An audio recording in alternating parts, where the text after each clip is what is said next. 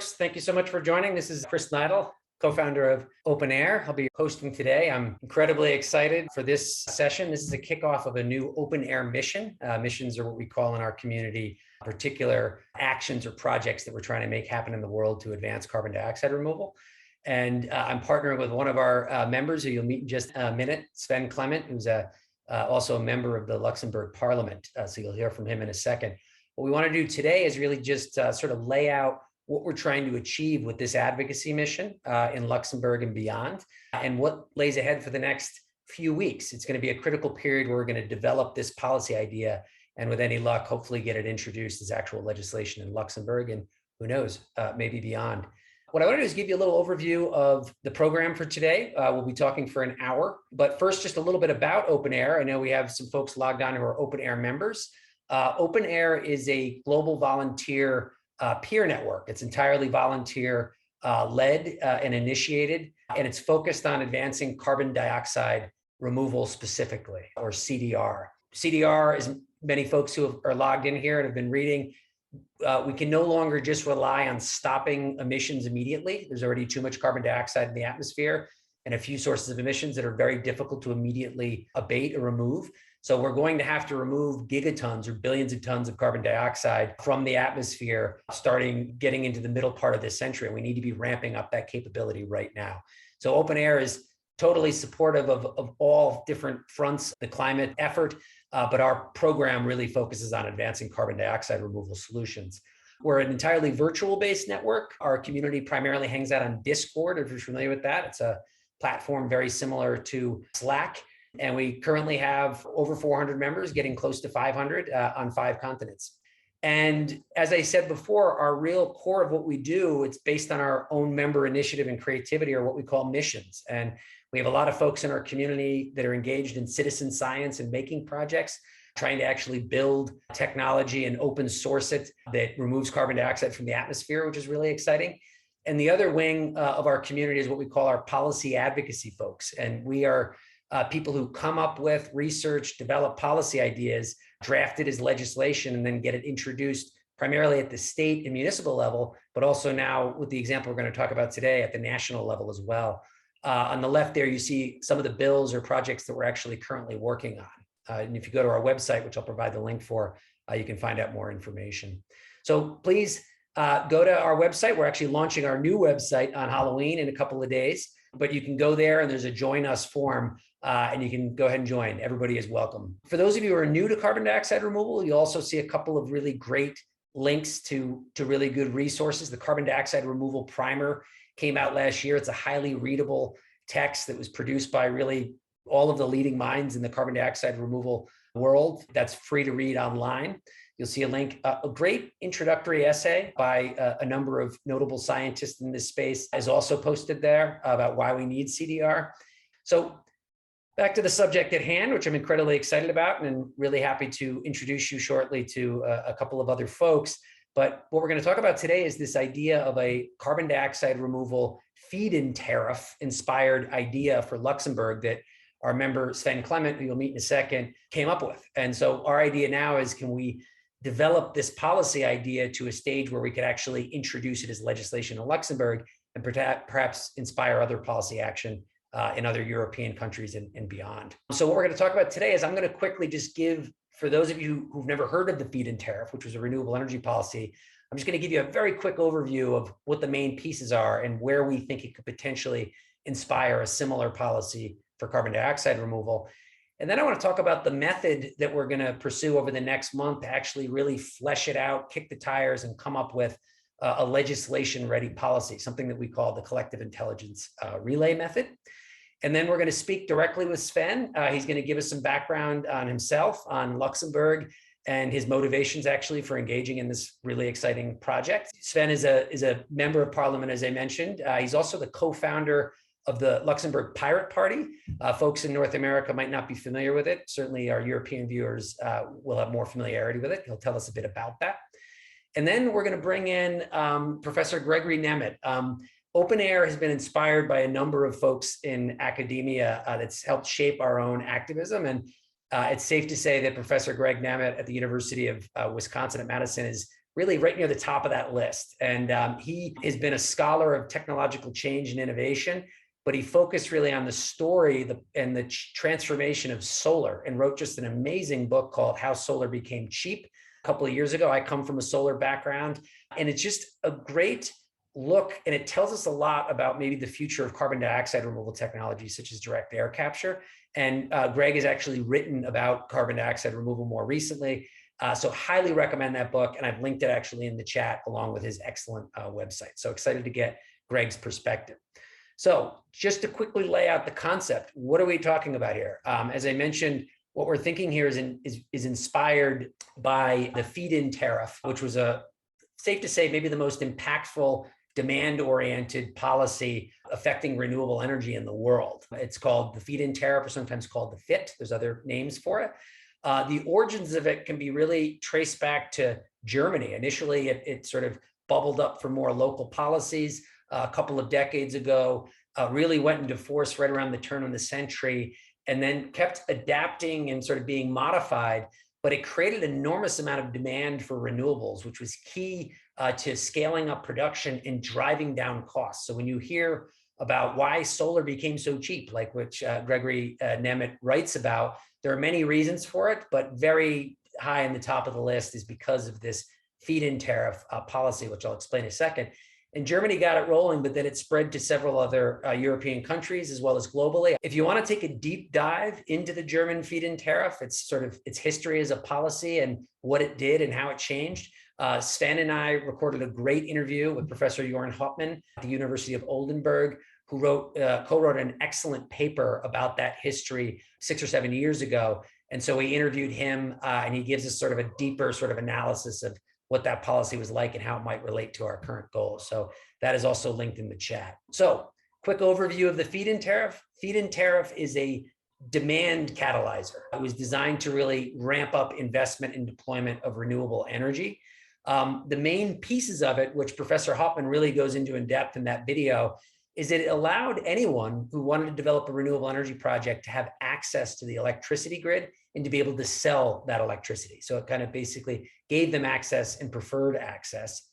It also allowed those folks who were selling renewables to have a premium price. They would get paid more than conventional electricity. They would make their investment actually work over time. So there was a premium price for renewable energy.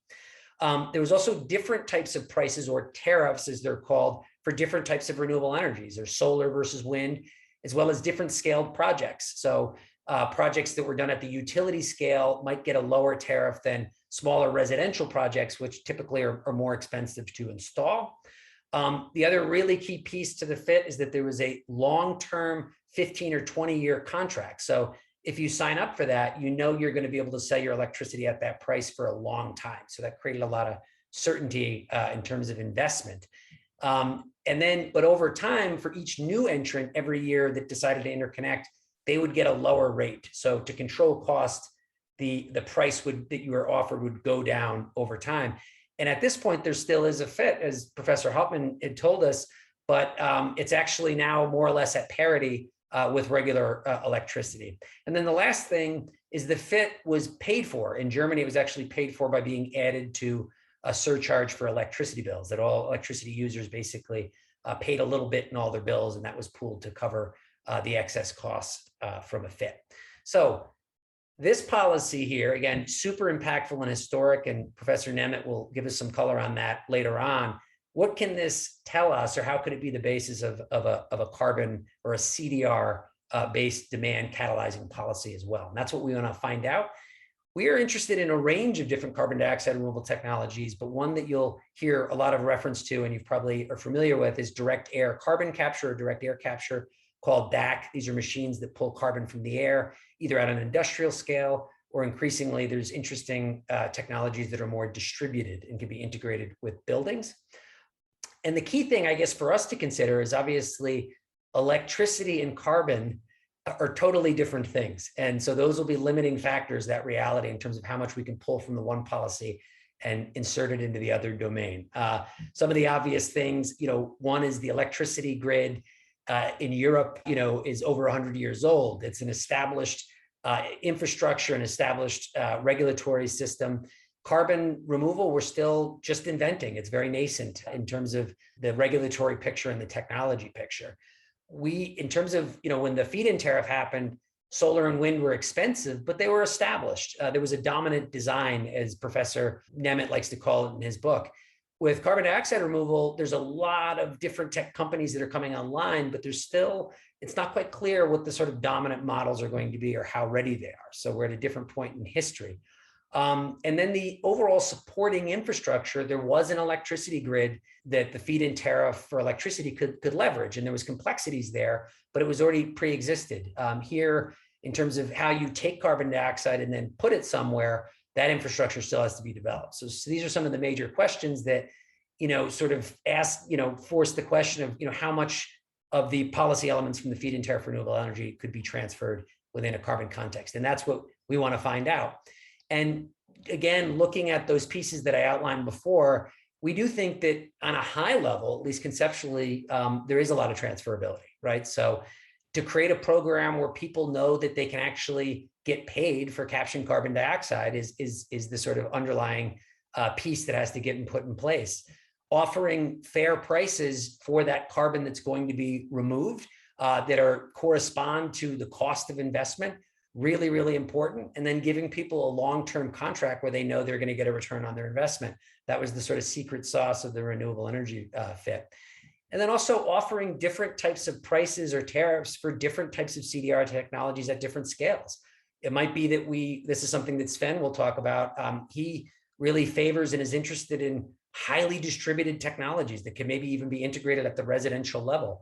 Pricing for that will probably have to be different than anything that's done at a more industrial scale, if that does happen as a result of a future policy. And of course, we want to bring those prices down. The goal of a FIT is to make these technologies cheap, which we desperately need to have happen.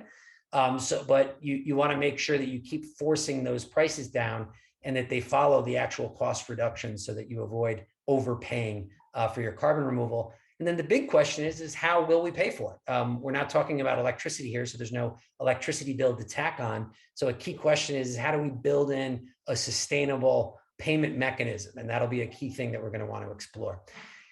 And now, lastly, just in terms of the method, Sven and his team could come up with a policy right now, probably, and introduce it in legislation. And that is our ultimate goal. Let's get this introduced as legislation and try to get it passed as a law in Luxembourg. But what we want to do, and this very much aligns with Sven's own philosophy, and I presume the Pirate Party's philosophy, is can we come up with a method that's really transparent and open, that people can see us coming up with the policy in real time, and that taps in a broader public, a crowd within Luxembourg and far beyond, who can help inform our ideas as we're thinking about it and revealing what we're thinking about. And then the last part is, can we make this policy go viral rather than it be Luxembourg and then we wait for the next country? As we're developing this, can we actually see it spread through our activism? And Professor Nemet will talk about how significant that will be when we look at the solar history. And to do this, we're using this method that I call the collective intelligence relay, or SIR, which is a method that we've developed at OpenAir to develop policies through crowd input. And what this involves is a sequence of 60-minute roundtable sessions that will bring together small groups of 3 or 4 experts who Sven and I will pitch the idea to in some certain thematic questions, and they get rapid feedback. And as we go, we'll progress from one, again, it's like a relay, from one session to the next once per week. And in the intervening time, we'll metabolize the ideas that came through and adjust or flesh out the idea before we bring it to the next session. The other part that we're really excited about, which is a first for OpenAir, is that we want broader input. So we're going to actually live stream these on our YouTube channel. And we're going to give an opportunity using a platform called Your Priorities, where our viewers, based on what they hear and their own ideas, can submit those ideas, and other people can also comment on those. So anybody who's tuned in today, in the follow-up email after this session, will get full links to when those are going to happen and how they can participate using Your Priorities. Again, we're going to do them weekly, starting next Thursday, which is at 4 p.m. UTC, and then each week following. And again, that information will be sent to you as attendees of this event.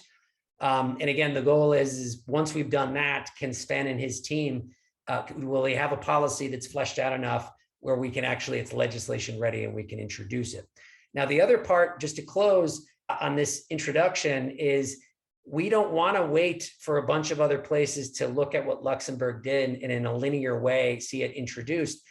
We want to build an audience for what we're doing and think out loud. And the idea is if you have this Sven and Luxembourg really kicking this off, as soon as possible, can we try to push that idea out through our activism to other countries in Europe and beyond, and adapt it to those contexts, depending on what the regulatory and political landscape is in each place. So if you're interested in being involved in that, again, I posted a Google form in there. Wherever you may be, if you want to participate in this type of grassroots activism, let us know. That's how OpenAir works. We've done it already. We've gotten laws introduced and passed. And a lot of people, if you bring us together and we apply ourselves, we can make things happen pretty creatively and pretty quickly. So what I will do now is bring in our hero and star of the show. This wouldn't be happening without Sven Clement's involvement, his idea, and his just entrepreneurial thinking around policy. So Sven, great to see you. Thank you so much for joining us. Yeah, good evening. So for me, it's evening. For you, it's morning in the US. So good day. I think that's the right term. It wouldn't happen without you, Chris. I'm merely the messenger to bring the results of this process into policy making. But in the end, I think this is a process that can give us and teach us a lot of lessons when it comes to how laws can be written in the future. It's a trial run, I admit it. It's something that very few politicians would have the stomach to do, because I'm not really sure what will come out of this process. So it might be something where I will be astonished. It might be something I was expecting, or something completely different. So for me, it's really an experience, a wild ride, and I'm very happy that you take me along on that ride. And if it's true that I've got the idea for distributed DAC, but to get me to agree to this process and to push it forward and make it happen, it's definitely Chris's work. So thank you, Chris, for the introduction, the kind words, and thank you for organizing all of this.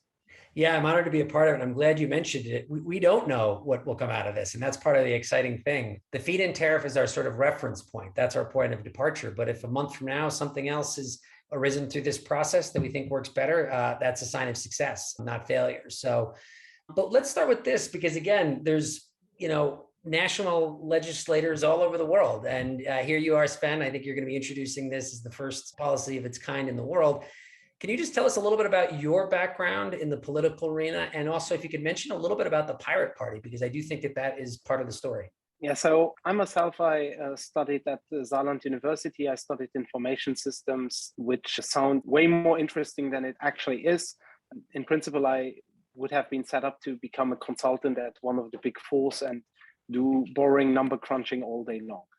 This was clearly not something that was really getting my heart pumping. So I decided to do something a bit different and get into politics, not as a career choice, but as a self-defense mechanism. I realized that a lot of older politicians started to regulate my living space, which was the internet. And I wanted to defend that living space. I wanted to defend a free and open internet, which was, in my opinion, under attack and still at some places is. So that's why I decided to join a party that's maybe a bit different, why I decided to co-found the Pirate Party in Luxembourg. We were not the first. The first Pirate Party got created on the 1st of January 2006 in Sweden, also to defend the free and open internet. From that, it evolved into a global movement.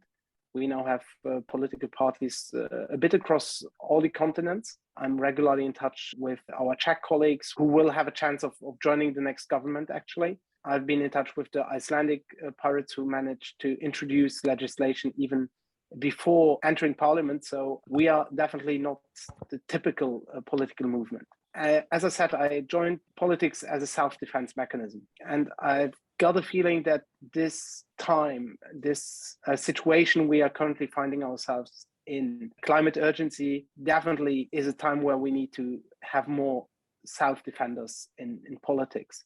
We need to defend our planet. We need to defend the nature we are living in. And we need to find ways to do that creatively, which are pragmatic enough so that a majority of people will actually adopt it. So that's why I got from digital policy into climate policy nowadays, why I'm looking at bringing both of them together, and why CDR seems like one of the solutions. This is one of the pathways to maintain our 1.5 degrees centigrade. So why I'm really trying to push forward CDR. And I see a lot of potential, as a lot of people saw potential in solar 30, 40 years ago. Yeah. And Sven, if you could do me, I think a lot of the folks here, obviously everybody knows what Luxembourg is. Certainly there's a lot more interesting elements to it. And I wonder if you could just quickly tell us a little bit just about Luxembourg, and particularly the sort of political commitments around climate change that are already being discussed or in the books. Luxembourg is a small country, but we have about 46% foreigners living here with a foreign passport. If you count all Luxembourgers with foreign origins, we are currently looking at a majority of in our country with foreign origins. So we are what one could call a true melting pot. That melting pot is definitely what inspires me on a daily basis to work, to get to work, and to find compromises that are working cultures. So what else can you say about Luxembourg? We are certainly known for our banking infrastructure, for our financial institutions. We are one of the biggest financial centers in the world, mostly orienting towards funds nowadays. So we're the first exchange that was hosting green bonds. So we are trying to be innovative, but I've got a feeling that a lot of our politicians are still thinking in old schemes and are trying to revive the good old days. Whether the good old days were better, I'm not sure. I never experienced them. So I wouldn't call Luxembourg small but beautiful. I would call Luxembourg small but pragmatic. We speak a lot of languages. We understand a lot of societies around us. We need to be good friends with most of them. If not, we wouldn't exist anymore. So the happy accident of history that Luxembourg still exists is due to our pragmatism. And that's why I'm aiming for pragmatic approaches. You asked about the political standing in Luxembourg. We have a three-party coalition government, and will probably be copied by Germany in about a month's time, when the same political families will join forces to create the Ampel coalition. So we have liberals, we have social democrats, and we have Greens in government. And the energy minister is a Green, and environment minister is a Green minister. So obviously, climate commitments are ranking high on the agenda in Luxembourg, in government policies, but also in parliamentarian policies. And maybe to add one more thing, or one more commonality with Germany, which is certainly better followed across the globe. Luxembourg also introduced a fit for solar energy a long time ago, over 20 years ago, where we had all those elements you mentioned before. Different rates for different kinds of installations, whether it was a commercial installation or a residential installation, and also depending on the size of the project. So I'm well aware about how FIT works and how we copied a good idea in the past. So maybe this time we can be the instigator of the good idea, and the other parties and other countries can copy our ideas. That is the goal. Great, Sven. And I want to bring in Professor Nemet in just a second, but I think a good way to get that conversation kicked off is, OpenAir is supportive of all forms of CDR that work. But we also have a real interest in distributed forms that can be integrated at multiple different levels. My bias towards that comes from my solar background, I would say, but I think that is key to getting it out into the world and solving some of the biggest problems, like bringing the cost down.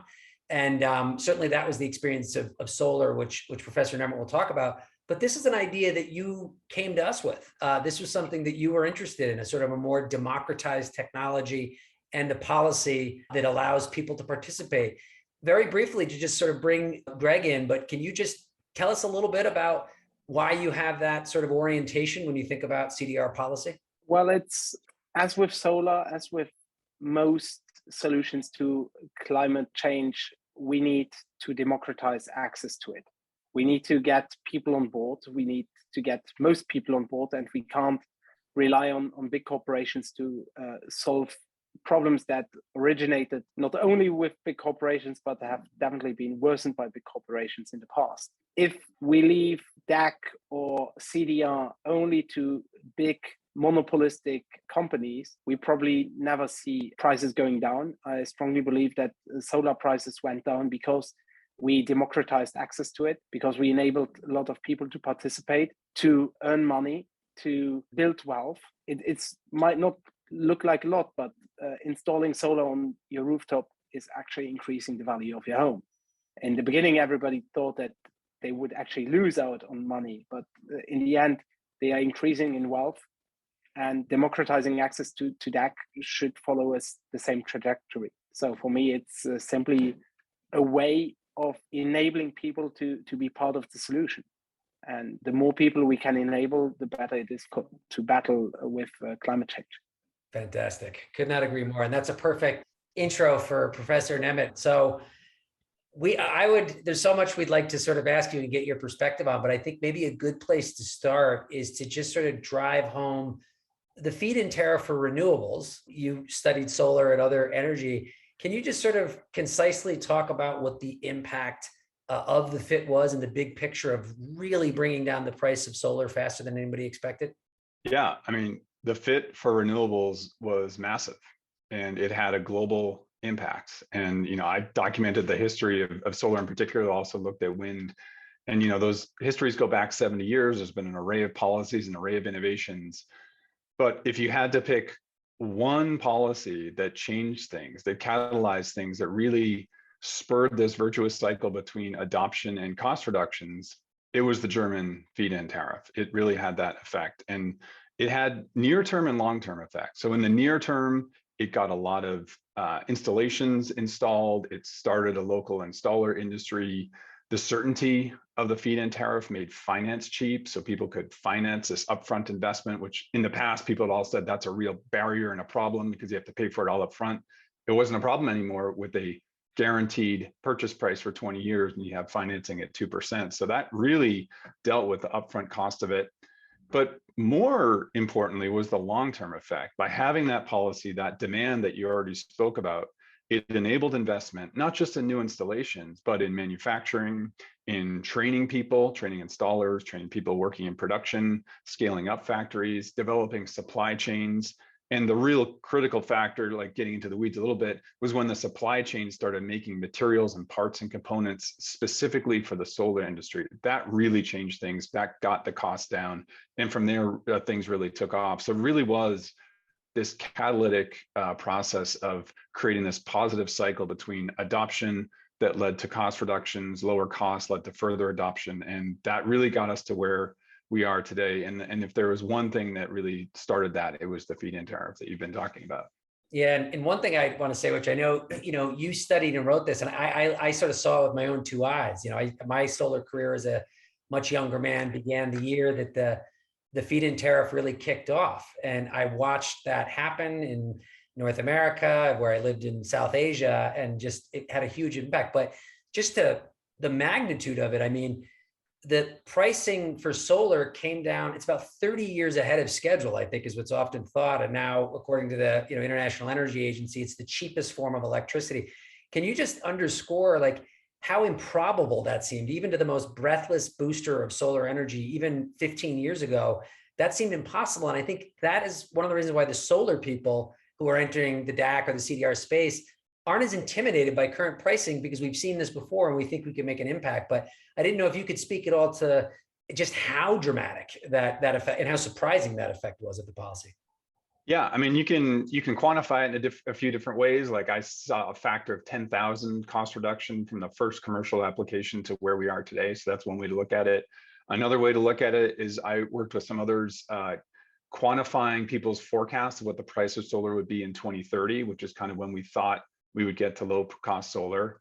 And almost every one of those forecasts, even the most optimistic forecast for 2030, is above the price where it is today. So, and these were experts, people that we chose because they're working on solar. And so if anything, you would have thought they had a bias to be optimistic about solar, and yet they were wrong, pessimistically wrong. Reality got things much, much cheaper. So yeah, I think it surprised a lot of people, including people in the solar industry. But when you look back on it, and I think this is part of the value of the historical analysis, all the mechanisms are quite clear. Some of the things I talked about before were parts and supply chains and created demand and training installations, all of that you could see replicating in another way. And we're seeing it today again in batteries for electric vehicles and supporting renewable power. It's the same processes. And there's a lot of reason you could expect to see the same with some carbon dioxide removal technologies as well. Yeah, and your book, I can't recommend it enough. I mean, it really is. It's a really good read. I got to toot your horn. It's also, cool. Someone will see it and might think it just seems like very dry. It's a history. It's a fascinating history. And I wonder, what I was so thrilled about when I did read the book is that you talk directly about direct air capture technology at the end, and you apply some of the frameworks for solar to direct air capture. And as we spelled out in the introduction, there's vast differences between carbon removal and the electricity grid, but I wonder if you could give us some initial thoughts on the transferability or non-transferability of the FIT into the carbon removal context. Yeah, I mean, so there are some similarities, and I did my first paper on a learning curve, which is what we talk about when costs come down, when you have more adoption on direct air capture in like 2009, 2020, and it seemed like there's a lot of reasons you'd expect the same. There are a few differences. So you mentioned already electricity. So that's something that people value. So renewables provide electricity. Removed CO2 has some value, but not in the same way that renewables create this electricity. And I think one big difference is that renewables, where we are today, in a lot of places, potentially most places, every place that we install renewables, we're saving money compared to using fossil fuels, aside from the pollution we're avoiding and the climate change that we're avoiding. Just we're saving money. And so we can pay for all the subsidies with all this benefit we get from low-cost electricity. With carbon removal, we have some niche markets similar to solar, some places where people value having CO2, and maybe we come up like getting oil out of the ground is something done in the US, putting it into beverages, and the food industry is something that's been happening in Europe. So that's value. People pay for that CO2.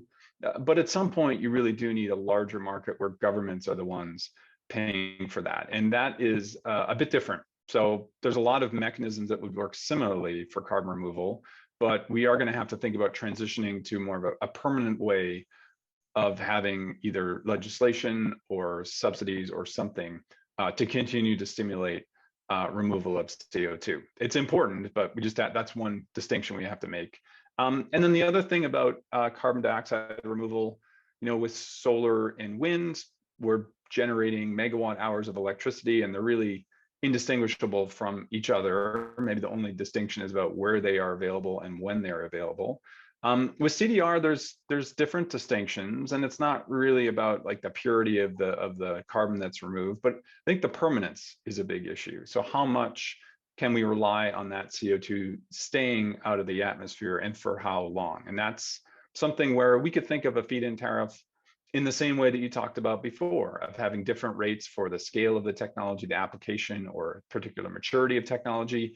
We might think of something similar to adjust for permanence, because there's a big range within carbon dioxide removal technologies of how long we can expect that carbon to stay in the ground.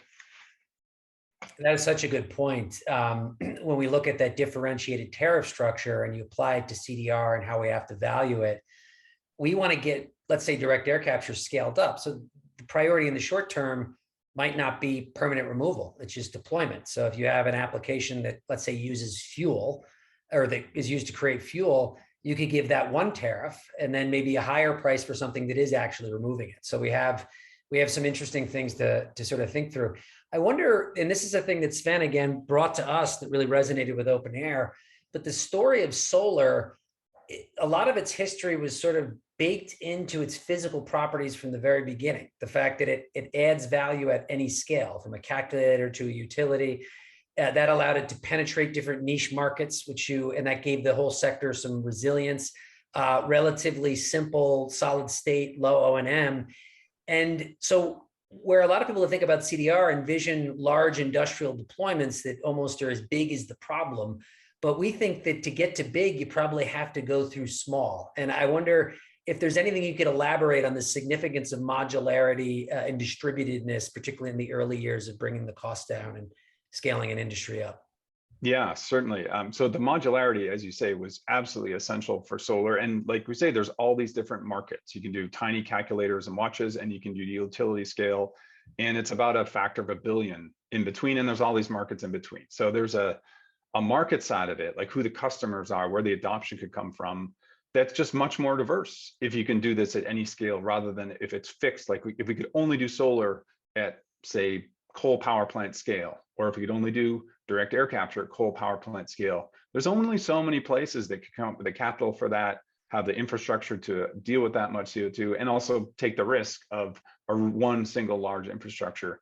Solar never had to deal with that big chunkiness, which people sometimes call it, because you could do it in parts and you could find these different applications. And in a lot of ways, that's what allowed the industry to mature. And when policies would kind of ebb and flow, having those niche markets available, even if it was tiny scale, like a calculator, got the industry to figure out ways to make them even cheaper. So yeah, the modularity is really important on the demand side, different markets. It's also really important on the supply side. So having modularity allows you to have massive numbers of iterations. And the one comparison I make is between, if you think about how many solar panels have ever been produced in the world, and then think about how many nuclear power plants have ever been produced in the world, we've produced less than 1,000 nuclear power plants in the whole history of nuclear power, nuclear reactors.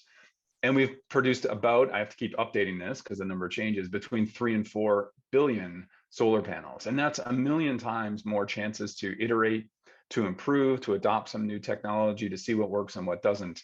And so that modularity, the idea that we could do this at any scale, has important effects on the supply side in terms of manufacturing, and has important effects on the demand side in terms of all the different markets you could address. So to see something like direct air capture and having a modular style and a non-modular style, I think that's really helpful that we've got both going on. And I'm pretty optimistic about the modularity, the modular direct air capture, because of those two sides of it, the supply side and the demand side.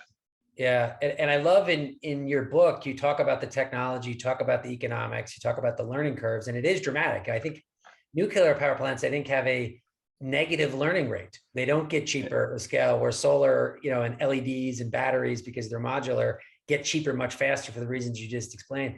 But one of the things about your book that is great is it's a human story too.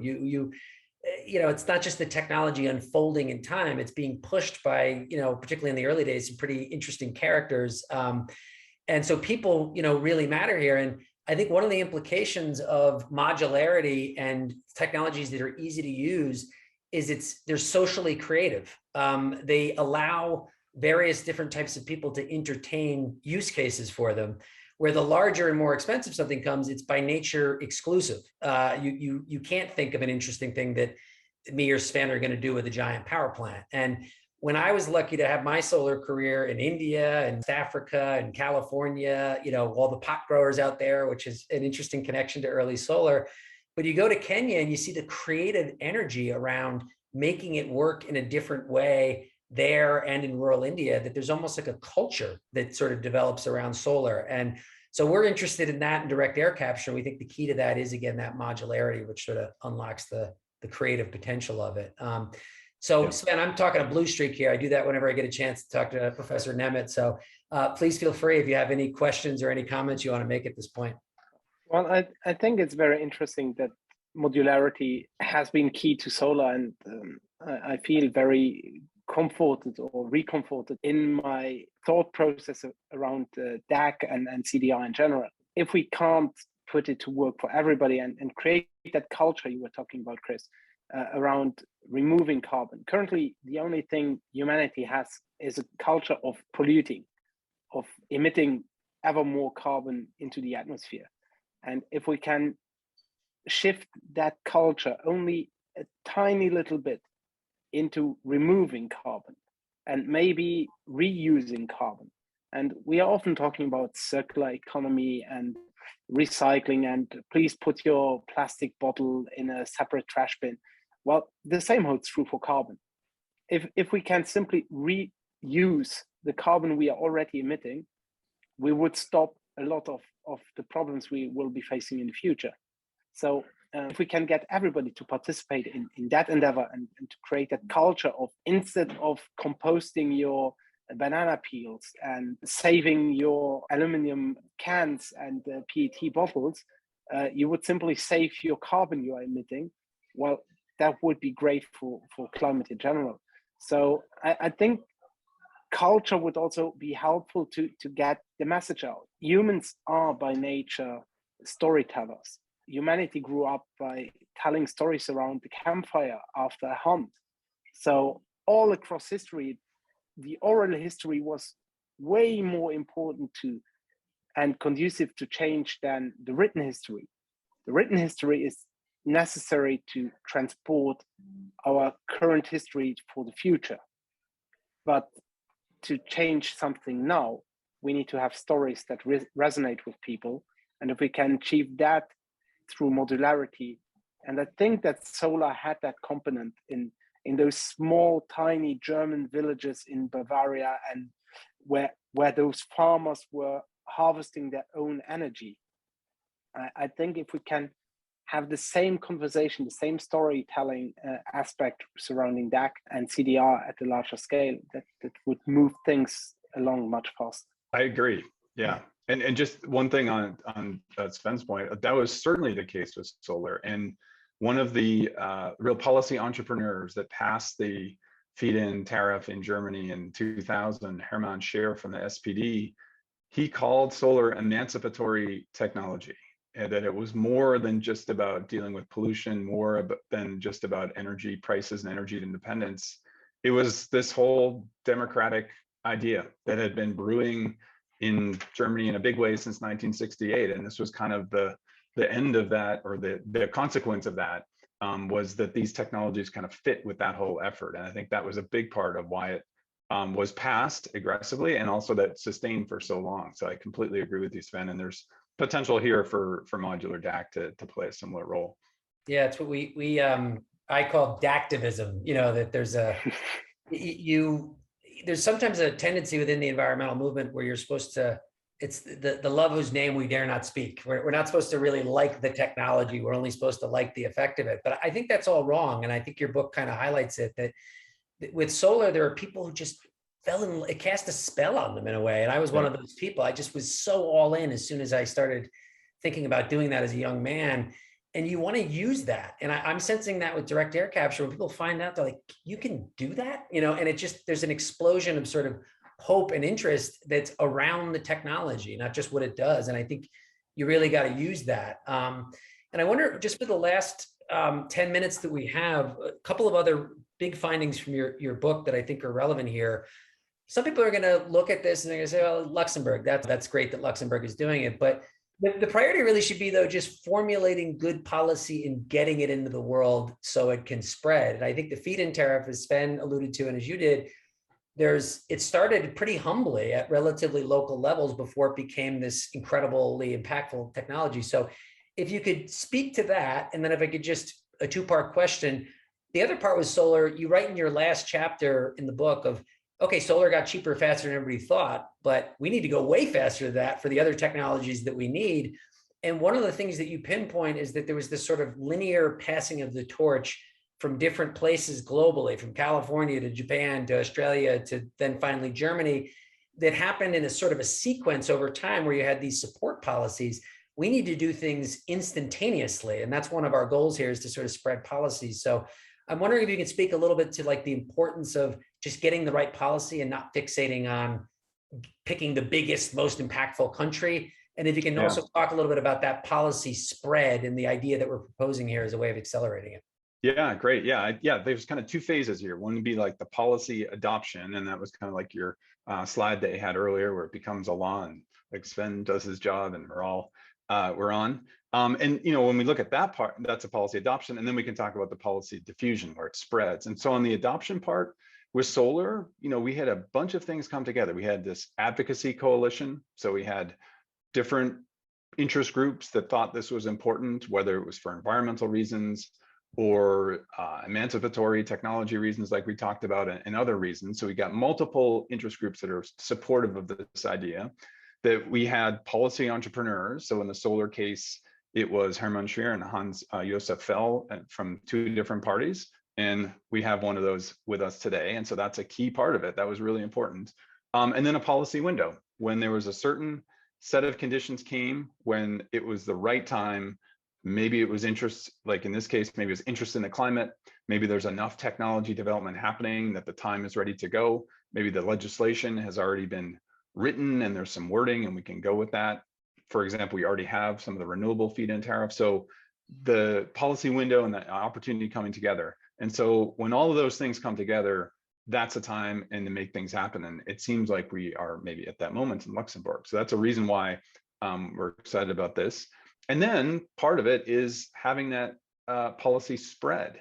And that's where some standardization can be really helpful so that you can say, okay, we may do things a little bit differently in Luxembourg than in France or in other places because of the resources that are there or the political system. But the general framework, like maybe there's 3 or 4 or 5 key components that we have to think about, like some kind of guaranteed price is a key part of it, a long enough commitment to paying producers at that price so that there's an ability to invest and get a return, and interest rates will be low because of that. So if we can get those policy components standardized, and then you have this proving. So we try it in Luxembourg, you show how it works, that maybe it's not that costly, then it can be passed, that the legislation is there, and that it starts to get a life of its own and people start to look at it as a model, and then it starts to get adopted elsewhere. And I've got some work recently of looking how that's happened with feed-in tariffs for renewables, where it's spread to dozens of countries now, in part because once you get that standard language, you can start to make it really easy for another jurisdiction to adopt it. And also when you de-risk it by proving it in one place, that's where you can go. So I think there's really something that's sometimes called like catalytic leadership, and Luxembourg is in a position to do that. And we know from other technologies that you do not have to be the biggest country in the world to make that happen. So Germany is a big country, but not as big as US and Japan and China that were also important, and yet they played the biggest role in policy. Similarly with wind power, Denmark was the one that really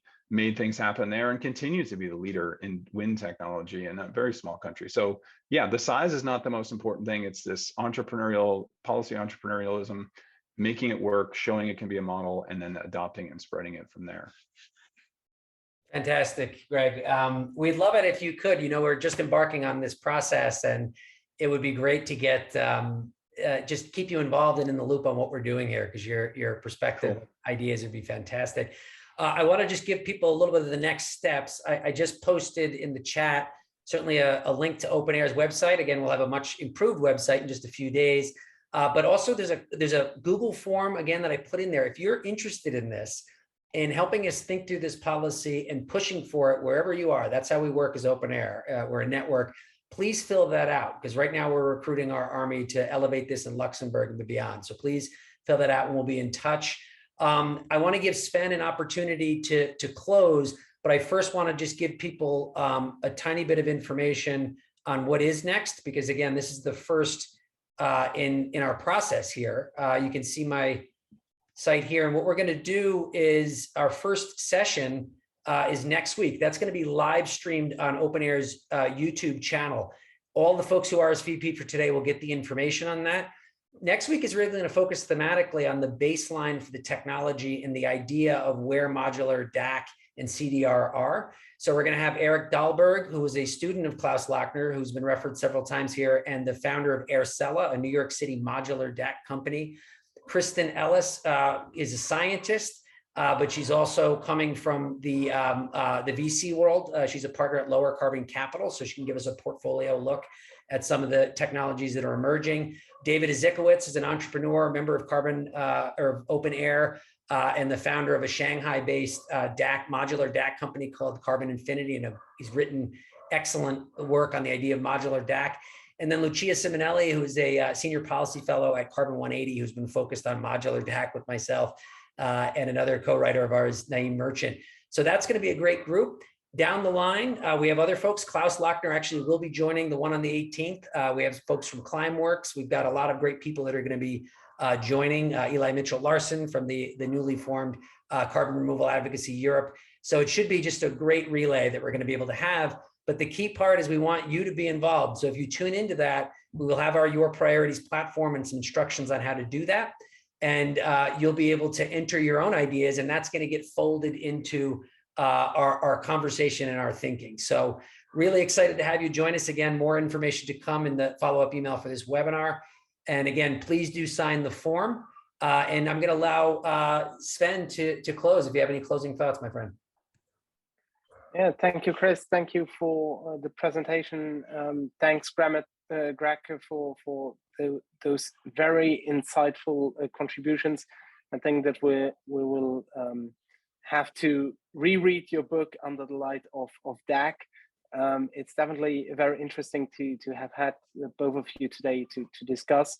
But I think that it's very important that we continue on this path, that people are a part of it, that we will achieve something together, and that we will write good legislation together so that we can then make it a bit more viral enough so that it spreads across the world and helps reduce carbon in the atmosphere. COP is upon us, so it's definitely the right time to promote solutions to a challenge that everybody of us faces. And so I'm very happy to get this started, and very happy for you to join us. Great, perfect. Yep, let's get started, and that will happen next Tuesday. So please tune in, and want to thank Sven and Greg for joining us. This was a great conversation.